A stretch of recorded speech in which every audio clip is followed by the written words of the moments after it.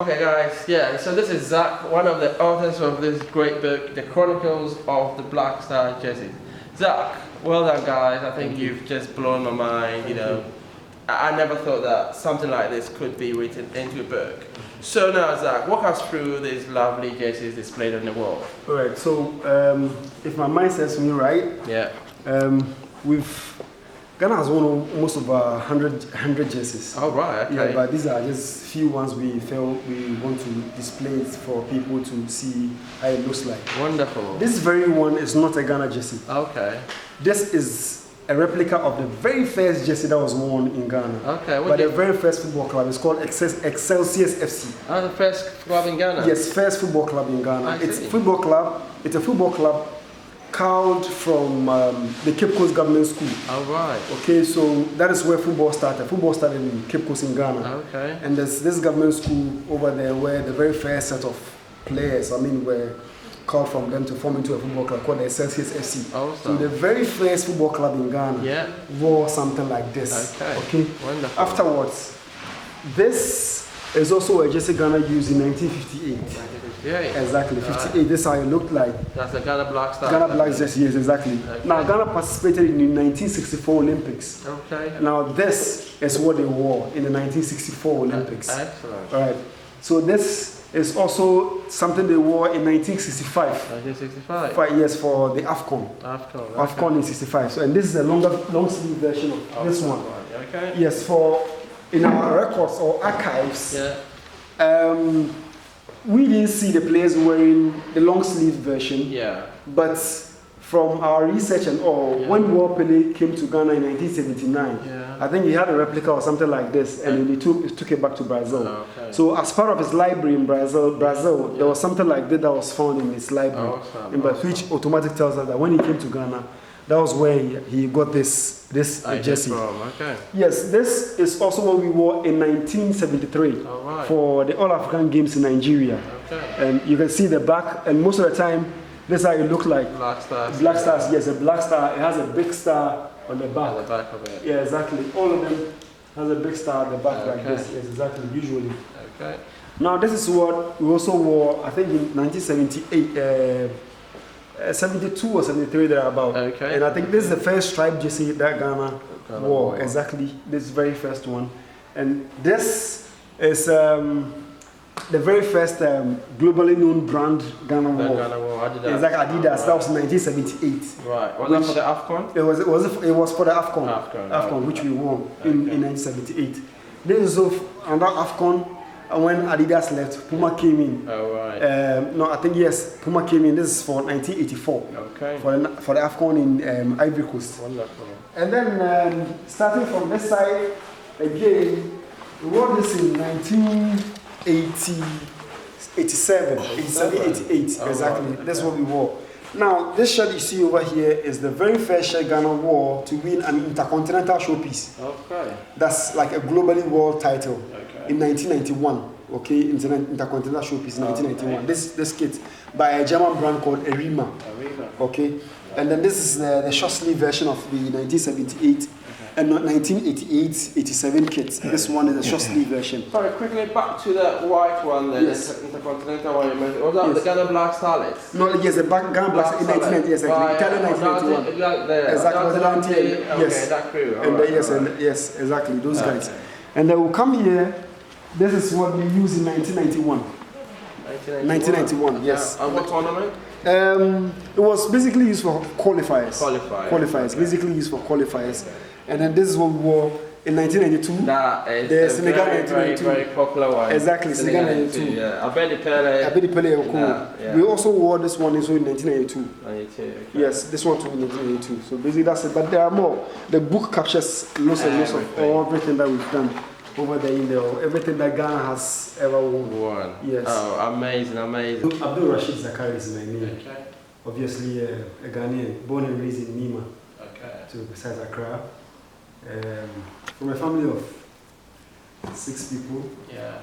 Okay, 6 people. I'm the second born.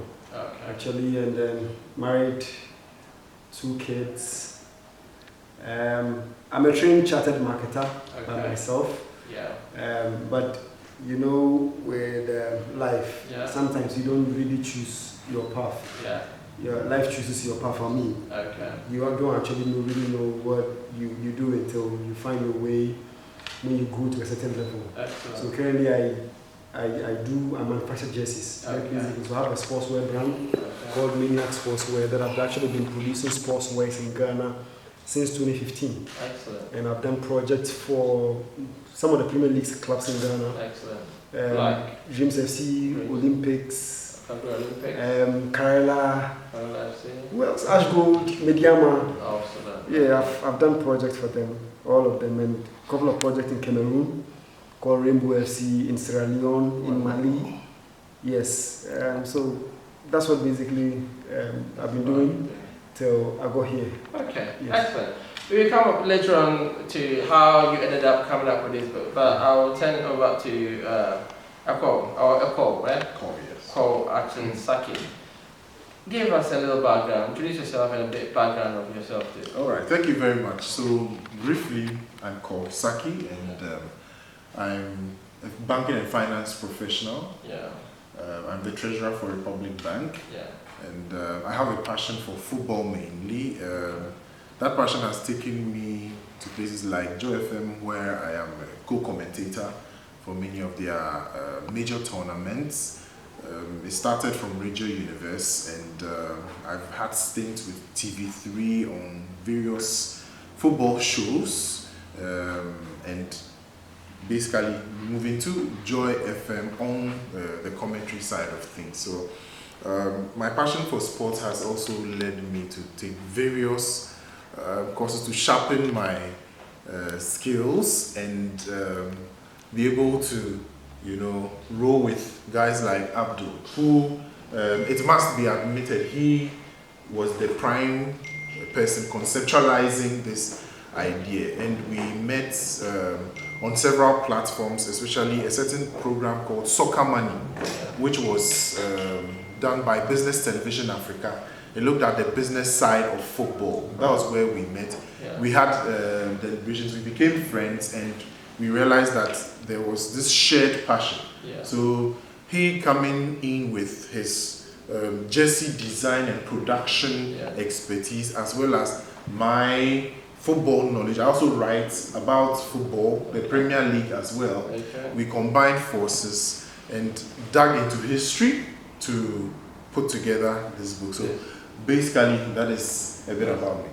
Let me add this. I've never told Cole this, but today I'll tell you. The very first day we met on set, I was like, who is this guy at all? But at the end of the day, when I think it was a question that the host put together, Nia Molinos asked us, and then it was an obvious answer that this one, you don't need people to explain whether to take a stand on that particular issue. I've actually forgotten. So I took the easy option of going with the flow with regards to that particular question. And he was playing the devil's advocate on the topic. And I was like, this is just something plain that I think that you should just flow with it. So when we were done with the show, and I was telling him, well, why? And he was telling me that no, on the show you don't behave that way. Somebody has to be on the other side to be able to get a fair balance of the subject. And that day, very first day we met, I also learned something new from Cole. I was really, really mad on set, but when we were done, when he said those things to me, I'm like, oh, okay. So just to get a fair, balanced idea about it. Wonderful, wonderful. Okay, so I think that now let's focus on the book. So the Chronicles of the Black Stars jerseys. Already Cole has mentioned that the concept came primarily from you, Abdul Razak, and then obviously Abdul Rashid, and then you two combined forces. So, walk us through the book. When we get this book, what I know it's about the history of Black Star jerseys. Which year do we even start wearing Black Star jerseys, and was it a full kit? Because I know the history of Ghana football. At some point, we know we were wearing football boots. So, what year did it start? And walk us through the book. Right. So. Yes, I know Cole has said something earlier on me being the prime author of the book, but I would also want to praise him with regards to some of these things. Yes, me being the prime author, he was also like, so we did the research together, basically. Yeah. And then with regards to it, for starters, we gathered resources from many sources. Yeah. Many sources, but key among them, or the prime areas that we actually got our sources were one, Daily Graphic, the archives department, and then the second one has to do with the University of Ghana African Studies Library. Okay. So we started with graphics, the papers, Daily Graphics, the Graphic and Times and all. So every day in there, sometimes weekends, we go together to flip through, we keep records and all that. And then there's this website that has a catalog of all the matches Ghana has played. Alright. So we just basically use the dates and then compare it with the paper, newspaper, and then we just go. So it's either the match, if the match was played today, it either appears in the papers a day after or 2 days after. Right. So we were very strategic with it. But the earlier ones, for example, most of them were in black and white. Yeah. So we needed help. Yeah. And we required the help of 2 people. 3 people. One Kembidi Akon. Yeah. And then the second person, the Kembidi Akon is one of the veteran sports journalists in Ghana, because some of the stories, he wrote most of the stories. He used to work with Daily Graphic. Right. So he's still alive. So most of the story, he wrote it. Yeah. And he's still, he's grown, but he still has his mind. Yeah. Perfect. And then there's another uncle too that I have back in Nima. So sometimes when we get the black and white pictures and we're struggling to get the colors right, we go to him to ask him whether it's blue, whether it's red, or whether it's white. Okay. He also still has his mind, so he'll be able to tell us, this is red, this is this. Yeah. And then we have this Serbian friend. He's a colorist. To be honest, I've never met a guy like that before in my life. Till I never knew there's people into that space till I met that guy. Yeah. If you give him a black and white picture, he'll be able to tell you if it's blue, if it's green, if it's that. And his success rate is about 80%. All right. Not 100%, but 80%. He'll be able to tell you this is blue, this is red, this, and then so these are some of the people that we engaged. Okay. So after getting all the colors right, we told the wise, why not? So where do we start from? Because I was good with the concept and what have you, the writing and what have you, and all that. He was so good with the writing, but I would. I would have to say that he's a very good writer. He writes very well than I do, basically. No cons about it. Yeah. So he writes, I also write. Yeah. Afterwards, when we are done, we compare. If there's any editing, we have to give it to another body again to be able to edit it for us, and then we take it from there. And then that's where actually we started with it. But with regards to the content, the history of Ghana football, for example, obviously, football got to Ghana by way of the Europeans. I mean, basically the English. They brought football to Ghana. Okay. And it's not even Ghana alone. The English people took football too. Everywhere. Spain, Italy, Argentina, what have you, and all that. They took football to all those places. Yeah. And basically, it was during the time of the slave trade and Gold Coast and what have you, and all that. That was when but it actually got to us in the early 90s, 1900, in Cape Coast to be precise. Yeah. So there's this school called the Cape Coast Government Boys School. I don't know if some of you guys know. Philip Parker Boys. Exactly. Yeah. That is where the very first football club in Ghana was formed. So it was around that school, that they had the very first set of players called Excelsior FC. Okay. So they were the very first people, the pioneers of football in Ghana. There's the headmaster called Mr. Britton. He's a Jamaican actually. Okay. So he was able to, he liked sports, so he marshaled the boys together, formed the team, 11 boys, and they started playing against the European sailors. So those people who would come, maybe one weekend, they try as much as possible, arrange some games with them, and then they all play at the Jubilee Park, which is still there in Cape Coast as at this moment. So that's where they kept on playing till, and the kits that you see over there, the very first one, the yellow and red, that's what they wore. That was 1903. That's the very first football club in Ghana was from 1903. That's what they started wearing over there. So afterwards, I think what was the name? Accra Folk came about, and all these other clubs also sprung up. Yeah, exactly. All right. Before you carry on with that, I know back to Cape Coast. I think the history of Ghana football that I also know, Ebusian Dwarfs. Yes. So maybe Ebusian Dwarfs will be connected with the Excelsior CSF because Ebusian Dwarfs is also known as one of the early teams that was formed in Ghana. And then I think Vipers. Yeah. And they are based in... Exactly. Vipers, Dwarfs, all those clubs came after Accra Suffolk was formed. Okay. You understand? So with Accra Suffolk, when football moved from Cape Coast, it docked at Accra. Yeah. In Accra, for example, there was this rivalry between two neighborhoods in Accra. Yeah. Okay, which is the Jamestown people and then the Oshaport people. Yeah. Okay, so the Jamestown people had their club. I've forgotten the name. Yeah. And then the Oshaport people felt like they need to also form another club to be able to like rival them and all that. So the Oshaport people became the Accra Suffolk people that we have now. Yeah. Okay, and then it was formed by I think 9 people. Okay. After the 9 people, our current president, Keto Kreku, has 3 people, three people among the 9 people as his great grandfathers. Right. Direct. It's not as if maybe Kona. Yes, exactly. So afterwards, I think who else? Exegesis. So many clubs were formed in Accra. Accra Stand Fast. Yeah. Kotoko came around 1935, to be honest. And Accra Suffolk inspired Kotoko to be formed. Accra Suffolk inspired Kotoko to be formed. Why? Because to touch on that history, you know, by 30s, 20s, 30s, tribes were no more fighting. Yeah. Like back then, you know, people fight to exhibit their supremacy. Yeah. So by 20s, tribes were no more fighting.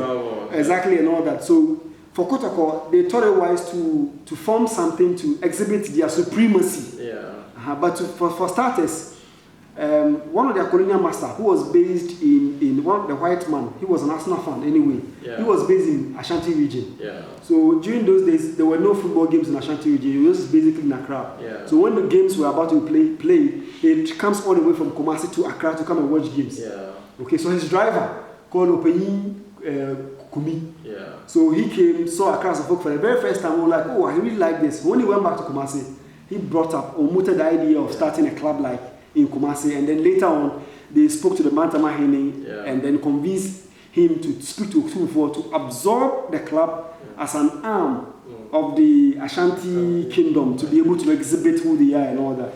Yes. That's a bit of history there. I know probably we've heard one side of it. Yes. Maybe if we get somebody from the Kotoko side, we can compare them. So, but anyway, we come back to that later. Now, back to the book. Yes. I know you mentioned that the inspiration came, or you're getting some history from the Daily Graphic and the other place that you've been. One place you have University of Ghana. One place I thought would be very, very significant. They haven't mentioned the Ghana Football Association. Talking about jerseys, I mean, they should have a catalog of all the jerseys that we've ever worn. Have you had any conversation with it, or have you had any resource support from that background? So, GFA. So we've had interactions with a couple of people at the GFA, and the GFA president has also been spoken to, and he's aware of this project. In fact, he is back in the country. You know, they are preparing towards elections and all of that. So he's asked that we, go to him when we get back to Ghana, so that we continue proceedings of that, because there is the intent to at least try to elevate something like this and all historical information related to football in Ghana. So we've met with him. Abdul met with him physically and even presented a special copy to him. So he's aware of that, and he has asked that we see him when we get to Ghana. So definitely there's something in the works, but I'm sure because of the election and all of that, we might not see something happening too soon, but we'll make sure we get back to him on this. I'm going to be blunt here. You know, Ghana has a problem with records keeping and maintenance, So I wouldn't, the information that we've gathered in this book, GFA doesn't have it. And I'm not going to blame GFA, even the Ghana Museum doesn't have it. Ghana Museum doesn't have some of these things over there. Exactly. So I wouldn't blame GFA much, just because, batons have been changed here and there, and then afterwards, coups here and there and all that. Sometimes, I was earlier on saying to some of us over here that, Ghana has won 4 AFCONs. Ghana has won 4 AFCONs. AFCON title. 58, 53, 65, 68, 63. 1958 was the first one. No, 58. 58. No, 63. 63. Is it? Exactly. 63, 65, 65, 78, and 82. Oh, exactly. okay. These are the four The main. four ones. Exactly. But you know, what are the trophies? We don't mean. We don't even. But do you get to keep them? I thought you. No, if you for the third time you keep You it. keep it. Yeah. We don't have that. The trophies are nowhere to be found. Okay. You understand what I'm saying? And some of these things, I'm sure maybe it got lost along the line where the sports authority here and there, because you know when coup d'etat happens, so many things get missing and all that. I'm sure maybe they've thrown it somewhere else. I mean, Maybe you know, someone needs to be keeping under their bed. You know. yeah, exactly. You don't know, and it's quite interesting to also to know that. And I wouldn't be surprised if it's been buried or something somewhere along the line. Because when we met Sadiq Adams, Sports Obama, okay, he told us something about one of these former Ghanaian players who died, who had a lot of some of this history, like replicas and all that with him when he died, because I mean, he didn't get the sort of support that they expected when they were in their old age. The wife and the promises. The wife bent everything. Yes! Terrible. They said they went back to the wife to go and get whether he has some of his old days. So, me machine, you know, last week I'm machine. You see, you get it. So even with some of this information, I have to we also want to add about this man. What's the name? Kofi Pare. Yes, because when we got to him, he was one of the oldest Ghanaian players. He played in the 63, 65 afterwards, and he's still alive. I don't know who knows into photography. Yapare, you know Yapare. That's Kofi Pare is Yapare's father. Oh right, okay. Kofi Pare is Yapare's father. So we met him. He showed us some of his designs to. I mean, some of the old Ghana jerseys, and then we actually reproduced some of them. What about the old commentator Joe Latte? Well, I've seen him on. Yes, but with Joe Latte, we didn't go to Joe Latte. Yeah, exactly. We didn't go to Joe Latte, but I feel, for me, the more reason why we didn't go to him was that I think we had a lot of people that would be able to help us complete it. So there's no point going to him and all that. So, but to give, I don't know, I also wants to give a brief history about national team where we started. I don't know, so maybe he can also do that. Go on, give us a bit of insight. Alright, so I'll start with the jerseys, the actual cataloging of the information over here. So we started as a country with the Jalco kits. Exactly. And the Jalco games, it will surprise you to know that Ghana was wearing green and white.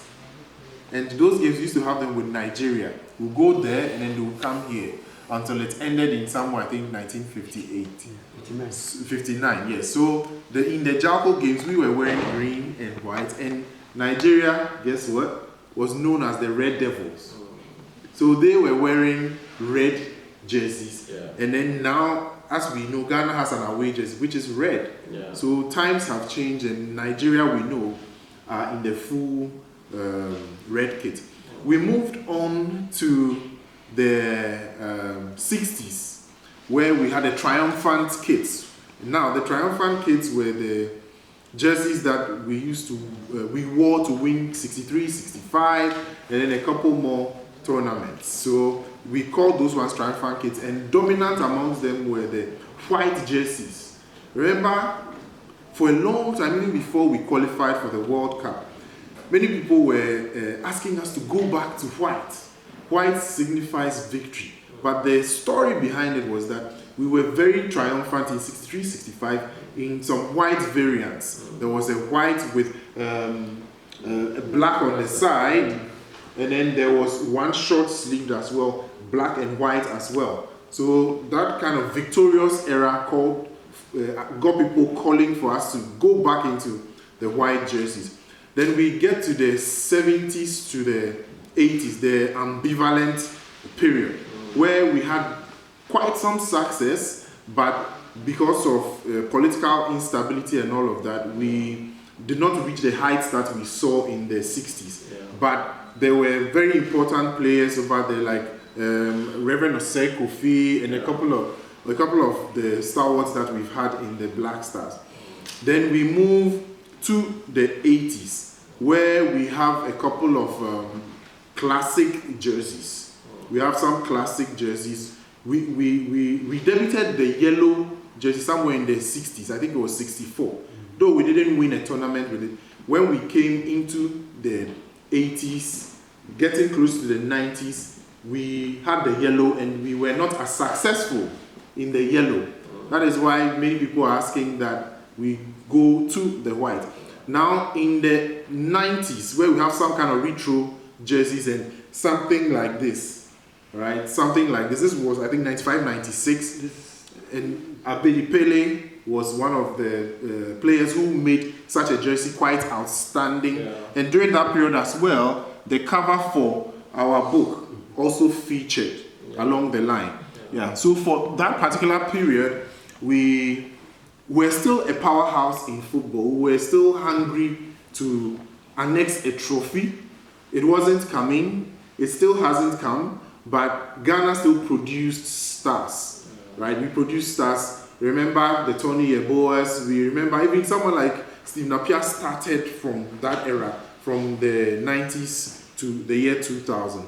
Then we come to from the year 2000 to about 2010, where we revisited or went back to the successful era, even though we did not lift any trophy. But football becoming a global game and a global brand, the Black Stars with the GFA, Kwesi Nyantechi, and at the time, the Ministry of Finance also saw wisdom in the motivation they give to them. And then we saw some kit manufacturers. I think that was when we had Puma. Yes. Puma also came on board, and therefore we became a global brand. We had other African countries also debuting in Puma kits. So from 2010 to the current era, we have what we call the extra modern kits, where the design is not only based on color, but what kind of fabric, what is the impact when the players wear and they take to the field. Because gone are the days where Osei Kofi's jersey will be twice his size, and if he wasn't as adept as we know him to be, he will not have the full efficiency a footballer must have, like Reverend Osei Kofi has. So in the modern era, the jerseys are quite thin, but they are ones that would help maintain the temperature for a player. And we know the current one we have is the white with some markings on the side. Now that jersey is the modern version of, I think, was it 65, 1965. We can see the edges over here. We can see the edges over here. But then the modern one that we currently have has no color over here, but then has the edges for the short sleeve, as we can see. So basically, this is some effort in trying to list right from the history, Excelsior 1903, and then dominantly from 51 to 60 through to the year 2022, where we had the latest Black Stars jersey. I want to add this to what Cole has extensively said already. Funny enough, Ghana didn't set out to start a national team. It was something cropped up, you know. Yes. When after we all know the history behind the 1948 riots, right? Yeah. Where some Ghanaian soldiers were taken to fight on behalf of the British back then. You know, when they got back, so many promises were made and it wasn't fulfilled. Remember? Mm-hmm. Okay, so the 1948 riot happened. So that incident, for example, sort of messed the relationship that Gold Coast had with the British. Okay, so this is what they tried doing. So as part of effort to mend the relationship, okay, they tried, sort of like spoke to the governor, bring your people so that they come and play some trial matches over here. You get to the point. As at that time, before that information could come, there were, Ghana wasn't Ghana as we know. Each and every colony had their own FA. So we had the Gold Coast FA, which was specifically the coastal areas. Okay, and then we have the Ashanti people, so the Northern people also doing their own thing. You understand? So for the very first person who to bring the idea that we should come together and form a football association was a teacher called Richard Akwe. He brought the idea. However, some elements in Ashanti region and other areas were sort of like, scattering the whole effort. Yeah. You understand? So at that point, we actually had two bodies, two parallel bodies who were actually sort of like they were the FAs in Ghana. Yeah. Now Ghana, Gold Coast then. So when the information came that okay, Ghana must send in a team to sort of like go on a tour in UK and then play around and all blah blah blah and all that, it became a bone of contention between who are supposed to be the original national team of the country. Yeah. You get it? So the governor, one faction said they were the people, another faction said they were the people, blah blah blah. You know, it became a whole lot of issue. And the governor said, you know what? I'm not going to have any of these things that you guys are saying. You know what? Go solve your issues and come back. We have one formidable team, and then we all go like for the tour and all that. So when they went, they decided to okay, fine. Richard Akwe decided to sort of like they came together, and then we had the Gold Coast Amateur Football Union. Yeah. Okay, so when they came together, Richard Akwe, who was the president, now became the vice, and the person championing, how do you call it, the Kumasi Ashanti FE became the president. He's called, I think, John Dako or something like that. He came together, and then they came together, they formed the FE. So in 1951, for the tour specifically was to sort of like try and paper the cracks of the relationship that had developed between Ghana and the British as a result of the 1948 riot. Now they came for the tour, played a couple of games, and unfortunately our first game we lost. I think we lost by 8 goals to 2. Right. Yeah, Ghana's first game we lost by 8 goals to 2, and then after they played about 10 games and then went back. I think they won only one game and lost the 9 or something like that, and they went back. So 50s, we were wearing green, as Cole said, till it got to 57. A year after, we switched to 58, we started wearing white. Now, the reason why we started wearing white is this. Cole, skip that one too, and let me put it on record over here. It was because of Real Madrid. Yeah. Kwame Nkrumah and the sports director, both of them were supporters of Real Madrid. Yeah. And as at that time, you know, Champions League has already been started playing. Like, so 55, Madrid was the champion of Europe. 56, Madrid was champion of Europe. 57, they were champions of Europe. Yeah. You understand? So they became the beacon of, like, football class and everything. So Nkrumah wanted us to have something like them. Yeah. So at a point, we even they played Ghana in Accra. So that was the main whole brain idea behind it. Right. And these are all interesting issues that we've captured in the book when they came, the game, how it went, the score lines and all that. So that is how come Ghana started wearing white. Wow. And fortunately, or unfortunately, let me put it this way, we started wearing white in 62 against the same Real Madrid. We started wearing yellow in 62 against the same Real Madrid, because when Real Madrid came to Ghana in 62, they were white. Yeah. So, the authorities felt like they should allow them wear yellow. Yeah. So that's how come the very first time we wore yellow was in 1962, and we've actually worn them over since.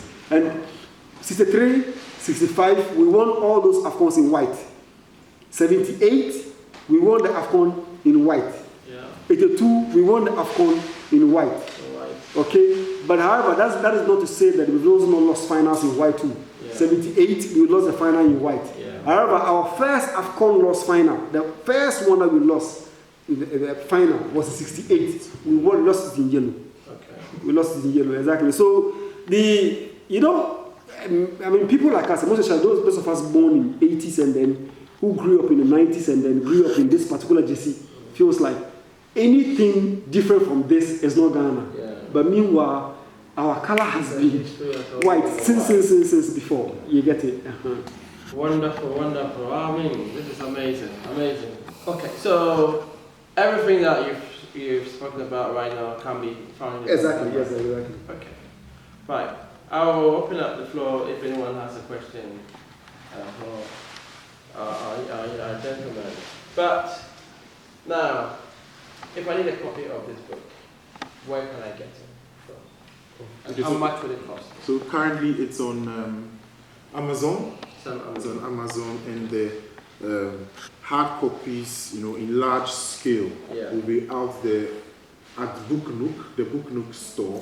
You can place your order for that. In Ghana, that will be going for 400 CDs. 400 CDs. Yes, it's a 606-page book, so the quantum is quite significant. Okay. But then on Amazon, I think it's £30.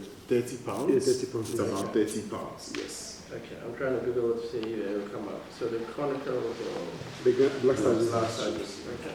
Alright. Excellent.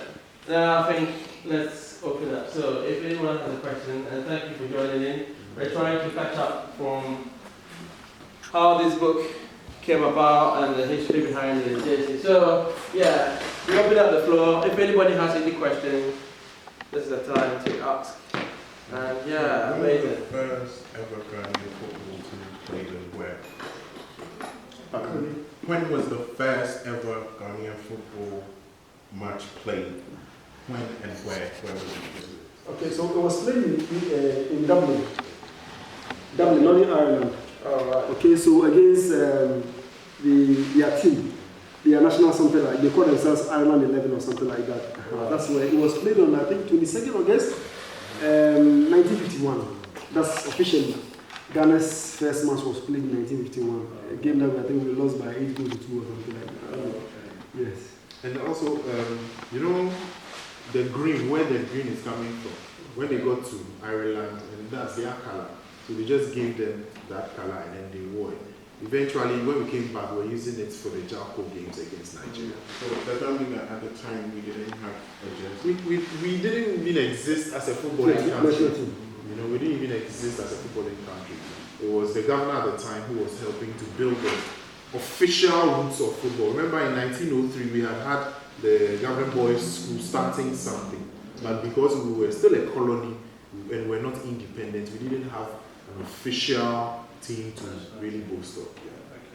Yeah, it's right there on Nook. I just googled it. So booknook.store and then they copied it there. Okay, the price has not shown yet, but it says £30. Okay, good. But Ghana is 400 and 400 Ghana, 400 Ghana.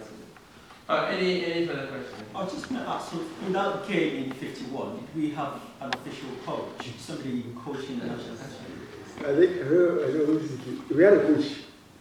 I had a coach, I think he's an Englishman, he's called George Ainsley. George Ainsley, he's the first, Ghana's first coach who took the team on tour 2 years exactly to the UK. But you know, at that time they couldn't do much. Why? Because our players were even wearing boots. Yeah. You get the point. So they played barefooted with the bandage all around their legs and then they played barefooted. But it was after the tour. After the tour, the 2 players decided to use their allowance to buy football boots. Okay, those 2 players were Chris Brandt and CK Jemfi. Okay, so those 2 people took the boots back to Ghana and told authorities that, oh, when we went on tour, if we had had boots like the way these people were playing in boots, they don't think we would have lost by that, some of the margins or the scoreline. So they pushed authorities, and then later on, boot was absorbed as part of the game in Ghana. It makes me wonder though, does that imply back in 1951, Ghanaians generally wearing shoes? No. Because it only makes sense that if you haven't got football boots, you wear whatever shoes you've got. You know, if you're playing football, if you're playing any game at all, barefooted. Let me answer this question properly for you. Even at that time, football had its own special kind of kit, cleats or boots that they wear. It's not as if you could just wear any boot or something like that and start playing. Okay, what the players are wearing now are modified versions of what they used to be before, and I'll tell you why. Even at that time, there were only 2 companies producing boots. Yeah. Cleats, like only 2, which was Adidas and Puma. Yeah. And 51, do you know when Adidas started operating? Adidas started operating in 1949. Yeah. So even with the market over here, they are not really fed their market to be able to, for you sitting somewhere, somebody who has to come over here via the ship to give you them boots to wear. I don't know if you get my point. I do, but my question is, does that imply in 1951, yes, Ghanaians didn't wear any form of footwear? So I get you. You know, there have been several stories. People will tell you that, you know, when I was a kid, I go to school by walking barefooted for 3 kilometers and all of that. So such an antecedent could be linked, where even to school you are not wearing shoes. let alone something which is considered a leisure that has not caught on. So I'm sure there were similarities about that. No shoes to school, then why should you wear shoes to play football? Yeah. Really, it's quite telling, isn't it? Yeah. If you think about it, shoes as we know it today, in the Egyptian era, this goes to like 103 BCE, you know, way before Jesus Christ was born, had footwear. So in a year as recent as 1951, that's quite sad. I don't know if you know colors. Back then, when we were in Ghana, for example, our parents used to give us cloth, and then cloth, and then you tie it around your neck like this. Usually the evenings, collar. As at 40s, 50s, that was how, for most part of the middle belt of Ghana, that's how we dressed. To school, I'm telling you, to be fact. I mean, I really get where you're coming from, but looking at the challenges that we had as a country back then, even in the 70s, I don't think that wearing football boots would be a priority. Exactly. I think you should even consider the type of football we're playing. Exactly. It wouldn't be a Just get priority. something and fix them with rag and pack them with rag. Yes, and use pieces of cloth to wrap your leg and all that, your foot. So, football boot would have been a luxury. As recent as 1988, 89, in Achimota, going to school in university primary level, some of my mates were wearing shoes. I know, it's quite. Yeah. I mean, Ghana. So with that being said, I think when you trace the history and like talk about culture, talk about like the change in the paraphernalia and like culture surrounding the idea of football, when you trace the history, like what are some of the significant leaps or like changes? Because obviously, like growing up, for people that played football, like you would have to be uneducated, or like now we see like a lot of science-based, like the jerseys, the footwear, the different, like what are some of the significant changes, like as you trace the history, what are some of the leaps that you could see?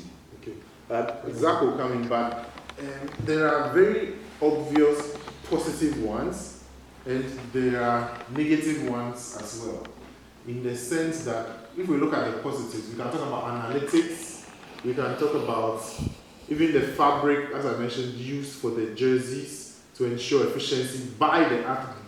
Okay, over the years, TK Jenfi, Bryant and Co, when they started with us getting football boots, it moved to the infrastructure.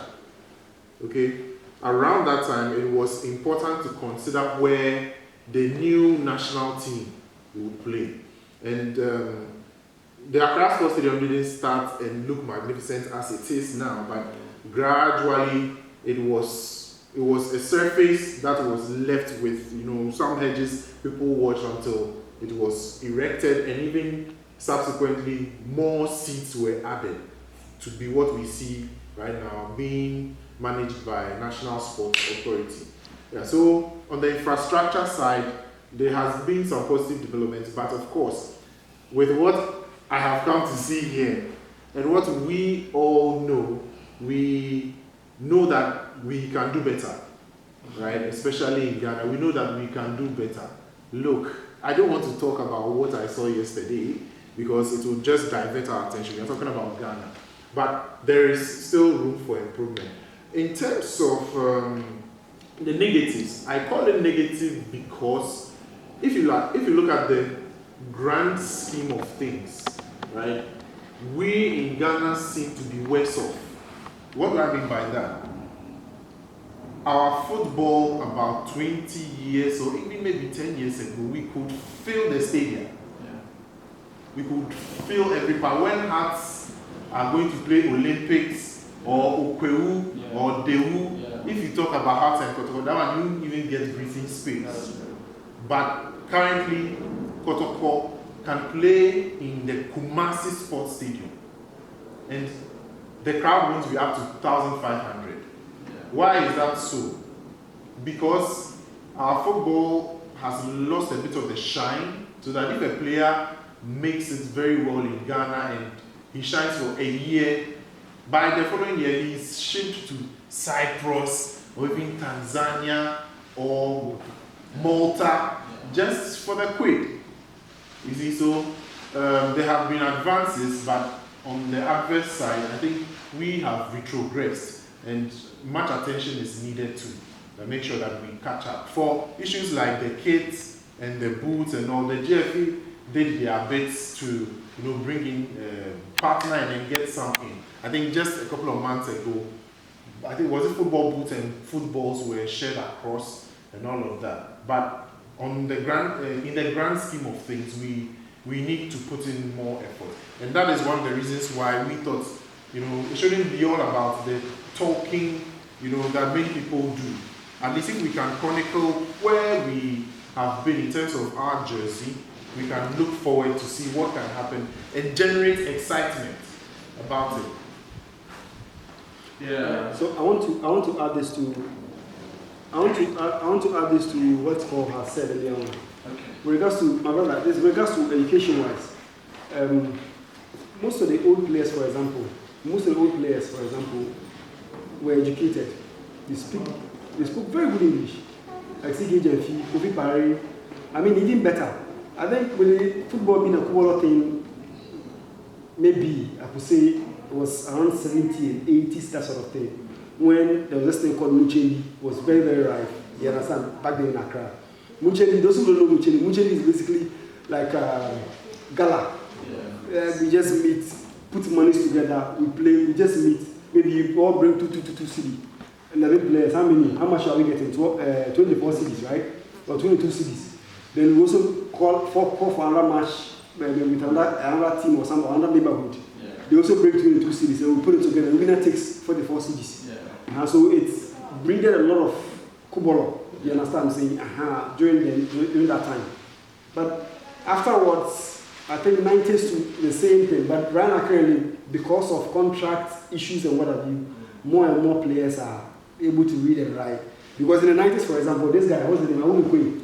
Awulekwe had a similar issue because he couldn't read and write and never went to school before. Somebody took him to Egypt or Zamalek and made him sign a contract of 10 years. Yeah.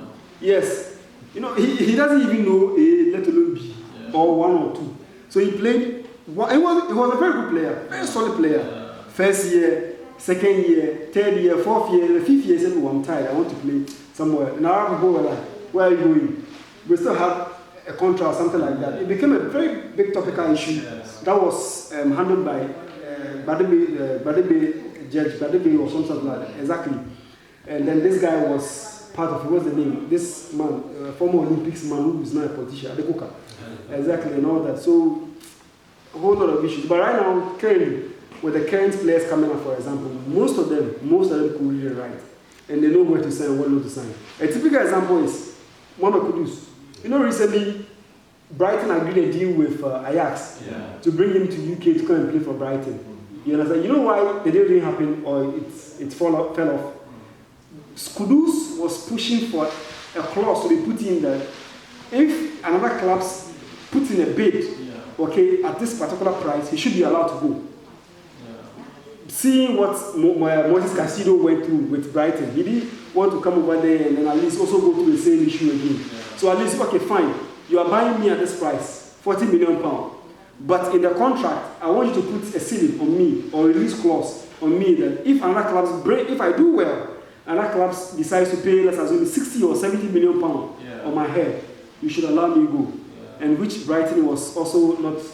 Yeah, exactly. And that's how come all of a sudden the thing went fell off. So by education-wise, very good. Our boys are on point now. And then also now, the time that they will lash you when you go and play football, now I encourage my boys.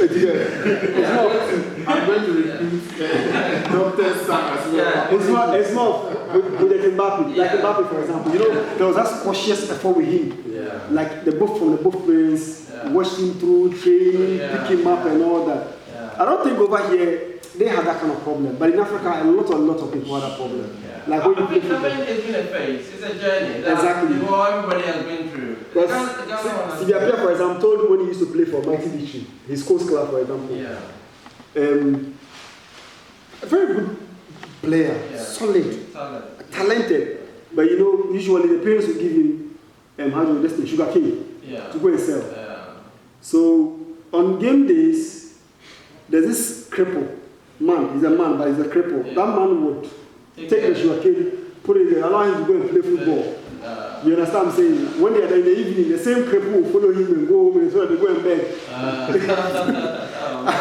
I mean, it's quite funny. But it's changed totally across board. People do not beat their children for staying out to go and play. They'll tell you, go and try. I mean, go and play, who knows? Or, you know, to bring in money. And that's what a lot of people are enjoying now. Yeah. I have a question. Okay, probably the last one. Yeah, I just wanted to solicit their idea or opinion on this. In terms of measuring our successes as a national team, probably there are two ways we want to look at it. One has to do with our progression in tournaments. I know of recent we've been able to progress up to knockout stages in World Cups, which we see it as a success. The thing has to do with winning trophies, which is the ultimate. So when you are going through your research or your findings, what do you think contributed to our successes of the 4 AFCONs? And what are we not doing right now that's making us stagnant? You've asked a very good question, to be honest. And I'll put it this way. Nkrumah was something else altogether. Nkrumah did something that I think the whole of Africa, he's the only person or president who realized the impact of sports to put the nation up there like that. We are all in foreign land today. But I'm sure we've all been elsewhere that they ask us, where are you from? When you mention Ghana, the first thing that they assume is a footballer. You know why? It's because of that's what we are good at. Do you know what Nkrumah did? This is what Nkrumah did. After our national team and then 51, we all went through it up to 60s. You know, he was a Real Madrid supporter. So when he invited Real Madrid to play us. And that time, Real Madrid is a beacon, like the top football club in the whole world. Still is. You okay? So when they came to Ghana, they played the Black Stars. And you know the scoreline? 3-3.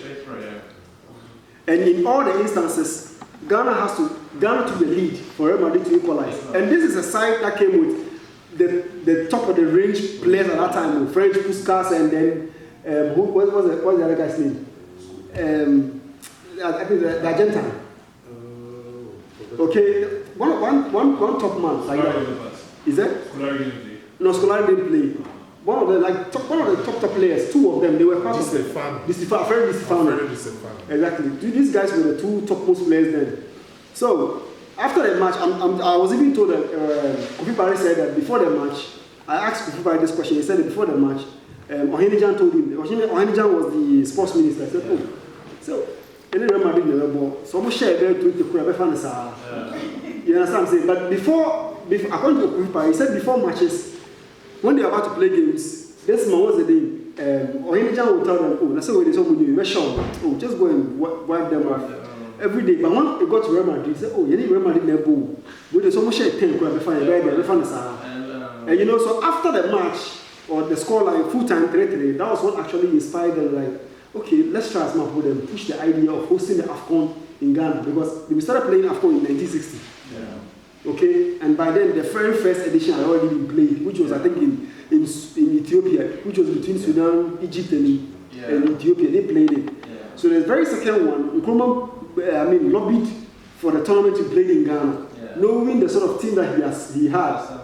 You understand what I'm saying? And that's how come we played the 63-1 and 65-1 and we won. But this is the catch, and the more reason why we enjoyed success in the 60s more than any other nation. Okay, this is the catch. Nkrumah formed another shadow club called the Red Republicans. And this is what he did. He poached all the top players from the teams in Ghana. From Haas, from Kotoko, from Azakes, from Wise, from Dwarfs, put them together in a team. Okay? So this is a team. It's more or less like a shadow national team. What they normally do was that they play the league all right. But in case they come first, it's non-scoring. The second team is the winner. You get it? So the main idea of the whole thing was that Nkrumah wanted a team, like a national team, readily available, which had that sort of telepathic understanding always, all the time. Yeah. It's not as if when they will meet, they are calling from this one corner and they are trying to gel, and then you understand. That was what brought us the success in 63, 65, because the players had already played them. They knew themselves for 2 years, 3 years. They were playing among themselves, so they knew themselves very well, which the other nations, for example, weren't doing that time.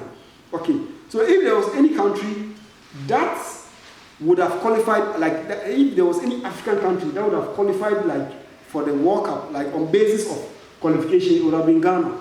But you know, in 66 also had this issue. So on this basis, for example, we're the first African nation to qualify for the Olympics based on qualification basis. Yeah. Egypt, for example, played in 1934-30 World Cup, was invitational. It wasn't as if they deserved it, but because it was an old country with a lot of history and all that, so they were just invited. But for us, West Africans and whatever, we had to play through qualifications to get there. Okay, so 64, we qualified for the Olympics we played. 66, for example, was when Nkrumah did in Spain. I believe you remember. The 66 World Cup, which was staged in this country, in Ghana over here. The qualifiers, FIFA gave Asia and Africa one rep. Yeah. So the thing is that Asians will play theirs, Africa will play theirs. When they are done, they have to play some European nation again to secure that qualification. Okay, so this is what Nkrumah did.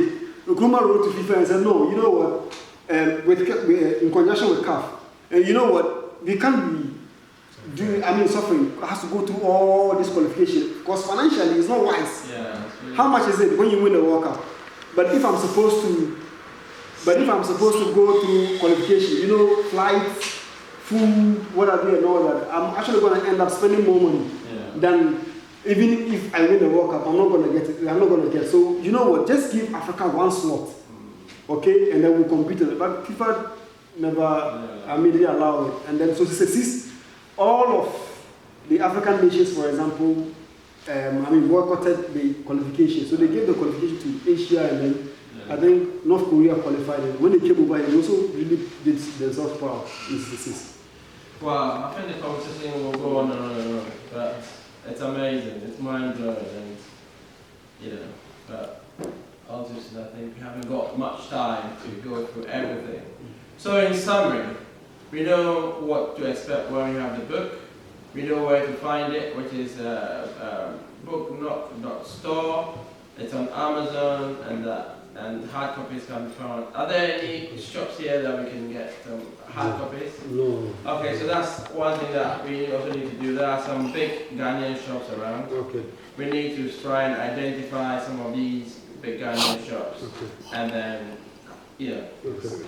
make them available there. And tell a story.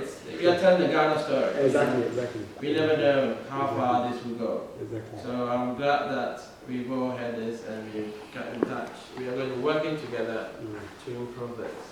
Okay, finally, I'll just give you 1 minute. Just tell us your final. If there's anything else that hasn't been said, you have 1 minute to say it. Or you give me the first one, and then Rashid, you give me. Well, I don't have much to say, but to thank everyone for coming here. I came all the way from Ghana, and the understanding of time, I've gotten to see how it is. A minute away from your schedule is something else, and to get you guys to come here, I am super impressed for all the support and from the various places that you are coming from. So for me, it's gratitude in my heart to all of you for spending your time and all of that. I really appreciate that. Thank you very much. Okay. Thank you so much, sir. Myself the same. Very much. Thanks very much to all of you for coming. Okay. Thanks very much for all of you. Excellent. Okay. Then, on that note, I also say thank you on behalf of everybody for inviting us, and we are proud that you have come up with this idea. We will give you every support that we also can.